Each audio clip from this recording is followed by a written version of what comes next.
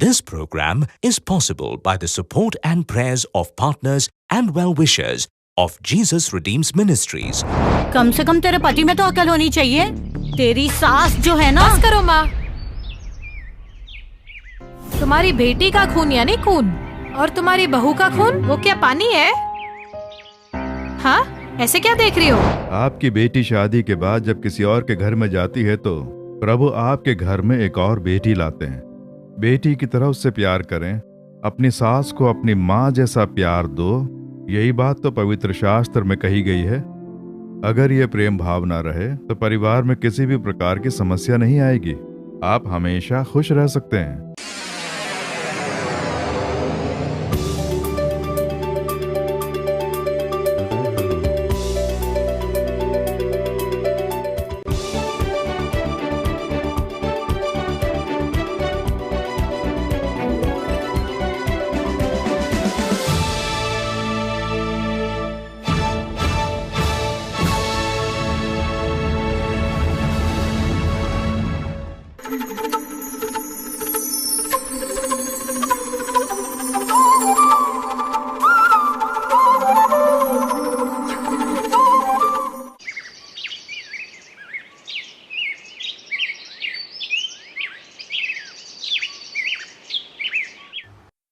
ज्योति हृदय में आ जाए तो अंधकार को अपने आप जाना ही होगा।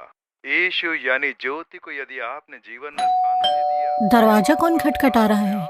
रेजिना, रेजिना, ए रेजिना। आई माँ। अरे जल्दी आना। आपने बुलाया माँ? क्या बुलाया? कुत्ते की तरह चिल्ला रही हूँ। अंदर क्या कर रही थी? हाँ, प्रेयर कर रही थी माँ। जब देखो यही बोलती रहना। प्रभु सब जानते हैं। कोई दरवाजा खटखटा रहा है, जाके देख। मेरी तो किस्मत ही फूट गई। हेलो भाभी, तुम कैसी हो? मैं अच्छी हूँ भाभी, तुम कैसी हो? मैं भी अच्छी हूँ। और कौन आया? कोई नहीं है। जीजू नहीं आए क्या? अरे तू हट तो सही। सारे सवाल यहीं खड़े रख के पूछेगी। बेटी को अंदर तो आने दे। माँ, भाभी को क्यों बेकार में डांट रही हो? तू नहीं जानती है, तू अंदर चलना। एक काम कर, जाके खाना तैयार कर, बेचारी को भूख लगी होगी। ठीक है माँ। जा, गरम गरम बना। ए, इधर आ ना। ये बैग कौन उठा के ले जाएगा? अंदर ले जा। बेटी तू अंदर चल। ट्रेन से आई है क्या? ठीक है, बैठ के आराम कर। क्यों बेटी, तू अच्छी तो है ना? दामाद जी क्यों नहीं आए? वो बिजनेस के काम से बाहर गए हुए हैं। वीकेंड में आके ले जाएंगे मुझे। क्यों बेटी, कोई खुशखबरी है क्या? नहीं माँ, ऐसा कुछ नहीं है। पता नहीं प्रभु कब आशीर्वाद देंगे। अरे बाप रे। ए रजीना, बस क्या हुआ माँ? तुझे कितनी बार कहा चावल फिसफिस क्यों हो जा रहे हैं? पानी कम रखकर पकाने पर भी चावल फिसफिस हो जा रहे हैं। इसीलिए तो हमेशा कहती हूँ चावल देख के लिया कर। लेकिन ये चावल तो आप ही लेकर आई थी। हाँ, तो गलती मेरी है ऐसा कह रही है? ओफो, अब छोड़ो ना माँ। चावल फिसफिस हो गए तो क्या हो गया? छाछ डाल के खाने में अच्छे ही हैं। तू कुछ नहीं जानती, तू चुप रह।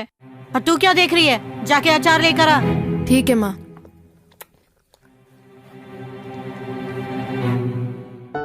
मैं घर पहुंच गया हूँ। I'll call you later. ए एस्तर, कैसी है? मैं अच्छी हूँ भैया। तू कब आई? मैं दोपहर में ही आई। जीजू नहीं आए? नहीं भैया, वो नहीं आए। ओके। रिजी, हाँ अभी आई। बैग ले जाके अंदर रख दो।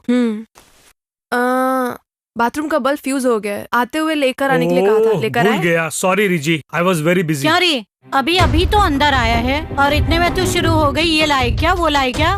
ए जा अंदर। बेटे हाँ। तू जल्दी हाथ मुंह धो कर आ और खाना खा। हाँ ठीक है माँ, मैं अभी आता हूँ। रेजी, हाँ गीजर ऑन करना। ठीक है। ये क्या माँ, मैं भी जब से आई हूँ देखे जा रही हूँ। भाभी को बेकार में डांटती रहती हो। तू कुछ नहीं जानती, तू चुपचाप खाना खा। जिसे जहाँ रखना चाहिए वहीं रखना पड़ता है, नहीं तो हमारे सिर पे बैठ के तांडव करेगी।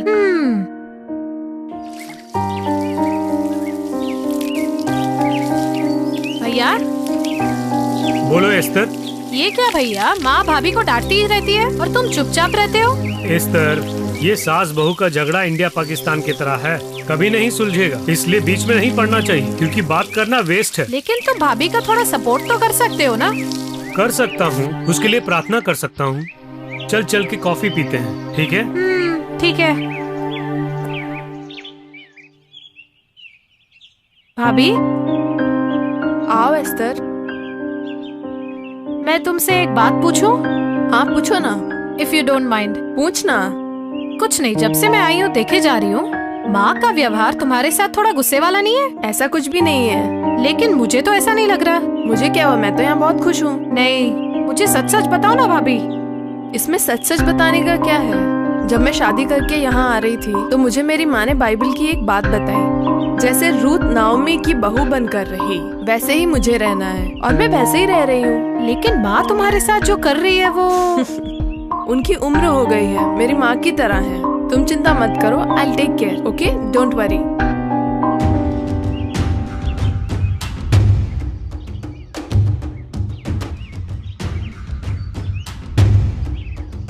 Okay sir, thanks.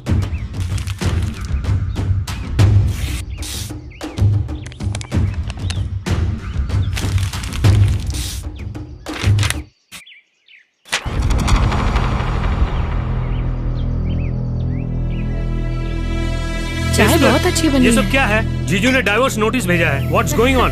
बेटी ये सब क्या है? ओह, तो आ गया। मैं तो कल एक्सपेक्ट कर रही थी। ये क्या इतना आराम से बोल रही है? एस्टर क्या बोल रही हो, ये सब क्या है? हाँ भाभी, वैसे तो मैं आते ही बताना चाह रही थी, लेकिन तुम्हें टेंशन क्यों दूं सोच के नहीं बताया। तू कहना क्या चाह रही है? सच कह रही हूँ माँ, घर में सास के साथ मेरी बन नहीं रही थी, ऊपर से बच्चा क्यों नहीं हुआ इसके ताने मार रहे थे, और वो भी अपनी माँ की तरफदारी करते हैं। सब लोग भाड़ में जाओ बोल के वहाँ से आ गई। ये क्या इस तरह से एटम बम फोड़ रही है? घर में तेरी सास जो है वो क्या कर रही है? तेरी शादी में हम लोगों ने कितना दहेज दिया, और तेरा ससुर क्या कर रहा है? कम से कम तेरे पति में तो अकल होनी चाहिए। तेरी सास जो है ना। बस करो माँ, तुम्हारी बेटी का खून यानी खून, और तुम्हारी बहू का खून वो क्या पानी है? हाँ, ऐसे क्या देख रही हो? मैं भी जब से आई हूँ देखे जा रही हूँ, बेकार मैं भाभी को कुछ ना कुछ बोल के डांटती रहती हूँ। वो भी किसी की बेटी है। तुम अगर ऐसे ही उन्हें डांटती रहोगी और वो अपनी माँ को जाके बताएंगी तो उन्हें भी इसी तरह का दुख पहुँचेगा ना। इस बारे में कभी सोच के देखा है तुमने? लेकिन भाभी ने आज तक कभी भी तुम्हारे बारे में या भैया के बारे में एक उफ तक नहीं किया। इन्होंने रूत की तरह जीना चाहा, लेकिन तुमने इसीलिए तो आज तुम्हारी बेटी की ये हालत हो गई है। रेजीना, मुझसे बहुत बड़ी भूल हो गई बेटी। जिसे बेटी की तरह रखना चाहिए था उसे नौकरानी बना के रख दिया। हो सके तो मुझे माफ कर दे बेटी। ओहो, ये क्या माँ, मुझसे माफी मांग रही हो? कोई बात नहीं। एस्टर उठो, जीजू से मैं बात करूंगा। I will sort out this, okay? ए, ये क्या कर रही है? ये मेरा ही बनाया गया एक डमी नोटिस है। मेरी सास मुझे अपनी बेटी की तरह रखती है, मेरे हस्बैंड वो मुझे कभी कुछ नहीं बोलते हैं। ये सब मैंने तुम्हें और भैया को एक अच्छा सबक सिखाने के लिए किया। कम से कम अब तो अपनी बहू को अपनी बेटी की तरह रखो ना। रेजीना, अब से तू मेरी बहू नहीं, मेरी प्यारी बेटी है। सही कहा माँ, थैंक्स। Thank you ester.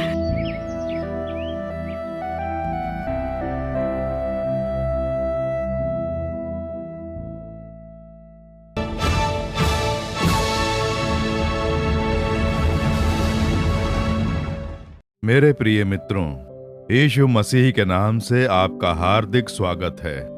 यह आपके परिवार के आशीर्वाद के लिए प्रार्थना का समय है।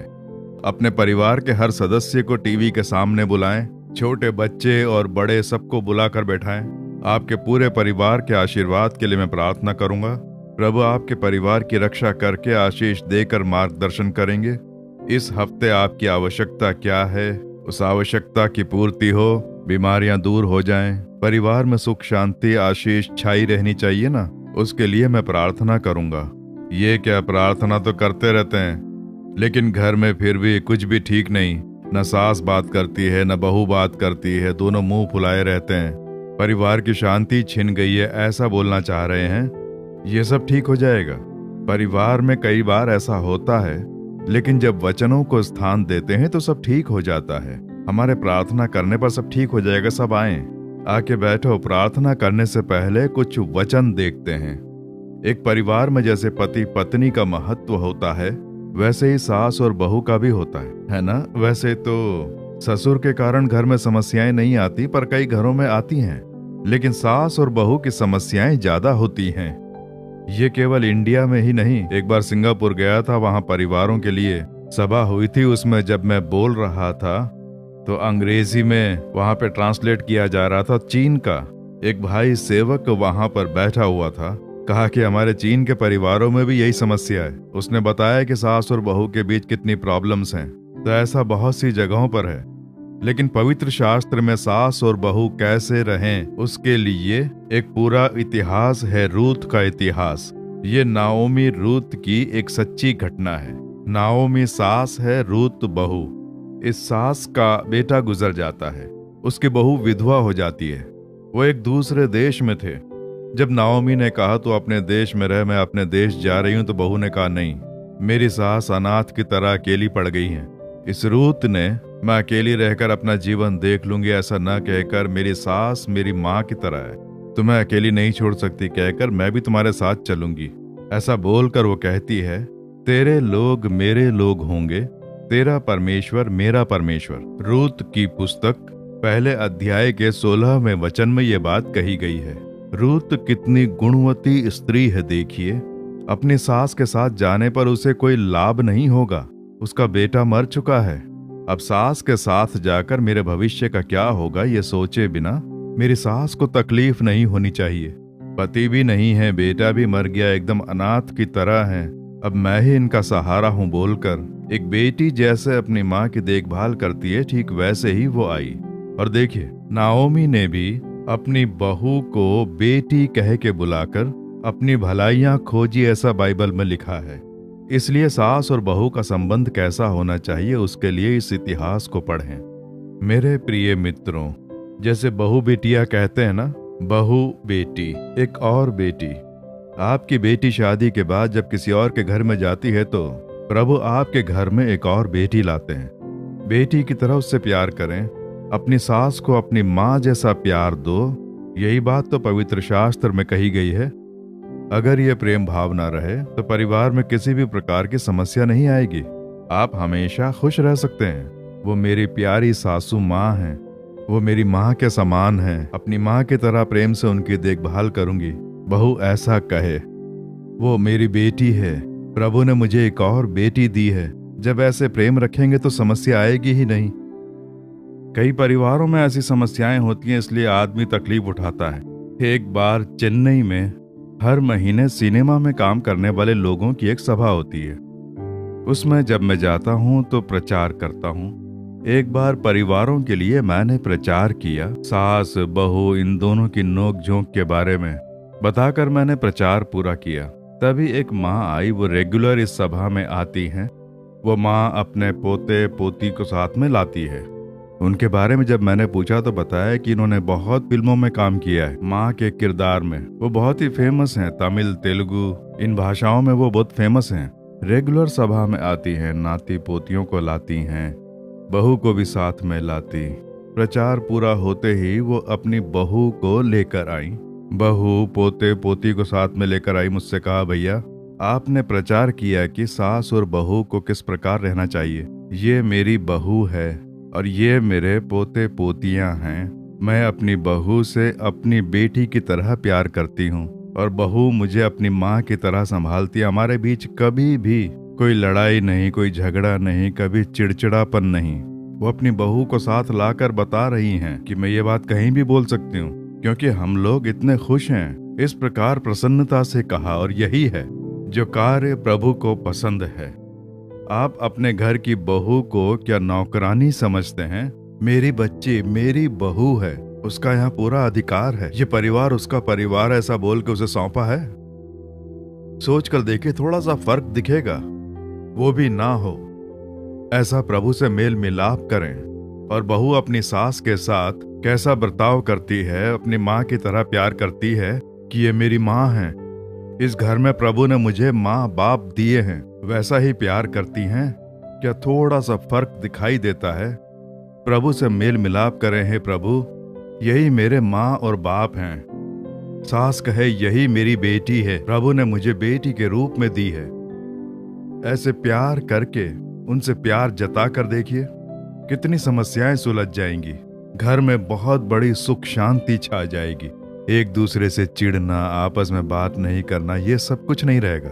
हमेशा एक प्रसन्नता, यही तो परिवार है। इसीलिए तो प्रभु ने हमारी खुशियों को बांटने के लिए परिवार बनाया है। लेकिन छोटी छोटी बातों पर झगड़ा करना, मुंह फुलाना, एक दूसरे से बात नहीं करना, ये भला कैसा परिवार है? इसलिए आज ही आप मेल मिलाप करें। प्रभु ऐसी छोटी छोटी बातों को हम अपने जीवन में स्थान नहीं देंगे। मैं बाइबल में कहे अनुसार सास बनकर रहूंगी, रूत के इतिहास के अनुसार सास बन के रहूंगी, बहू बन के रहूंगी। तुमने हमें एक परिवार में जोड़ा है, इसलिए हम प्रसन्न रहेंगे बोलकर मेल मिलाप करें। किसी को ठेस पहुंची हो तो उसे जाके सॉरी कहें, उसमें कुछ गलत नहीं है। मैंने तुझे ठेस पहुंचाई है बेटी, क्षमा कर दे, मैंने गुस्से में बोल दिया। इस प्रकार से कहें, मुझे माफ कर दो, अपनी सास से माफी मांगे, ठीक हो जाएगा, समझौता करें। यही तो पवित्र शास्त्र में कहा गया है। आज ही ऐसा करें, फिर कभी भी इन बातों को स्थान ना दें। ये एक दूसरे से चिढ़ना, नफरत करना, इन बातों को स्थान ना दें। अपने परिवार में शैतान को घुसने की अनुमति ना दें। ये यीशु का परिवार है, यीशु यहाँ वास करते हैं, उनकी उपस्थिति रहती है। ये एक संतुष्ट परिवार बना रहे, उसके लिए रोजाना सह परिवार प्रार्थना करें, गीत गाकर स्तुति करके प्रार्थना करें। घर में प्रार्थना की आवाज आए, तभी यीशु की उपस्थिति वहां छाई रहेगी और शैतान अंदर नहीं आ पाएगा, प्रसन्नता रहेगी। उसके लिए प्रार्थना करें। इस हफ्ते आपकी आवश्यकता क्या है?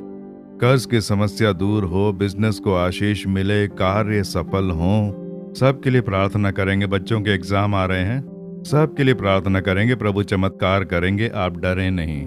आपके परिवार के सारे सदस्य मिलकर घुटनों पर बैठकर, परमपिता, इन परिवार के लोगों के साथ मिलकर मैं प्रार्थना कर रहा हूँ, ये तुम्हारे परिवार हैं प्रभु, ये तुम्हारी संतान है। आज ही इन परिवारों में उमड़ता हुआ आशीर्वाद आए प्रभु। एक दूसरे के प्रति जो मन मुटाव है, जो चिड़चिड़ापन है, जो नफरत है, वो दूर हो जानी चाहिए।